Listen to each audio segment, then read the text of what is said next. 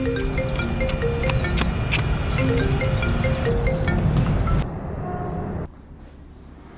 ลโหลเพิ่นอยู่ไสอ๋อข่อยออกมาเล่นพี่นะน้ำกินอยู่บ้านเขาหมดนะคือน้ำเขาไม่ให้เขากินเด้อทุกหั้นแต่ค่อยเขาอยู่บ้านคนเดียวได้ เอ้าเจ้าอยู่บ้านคนเดียววะ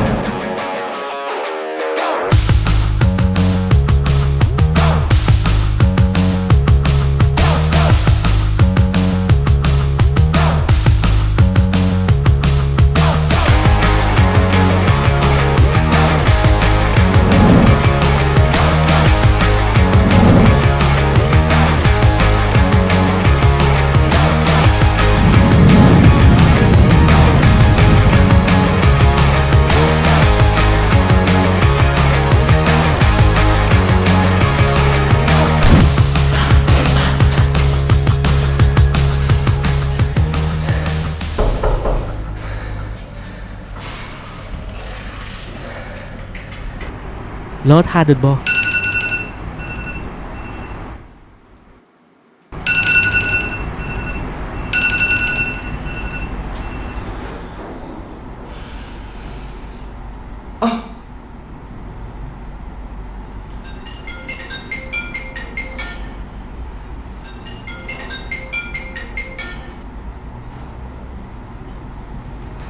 น้ำดื่มเปิด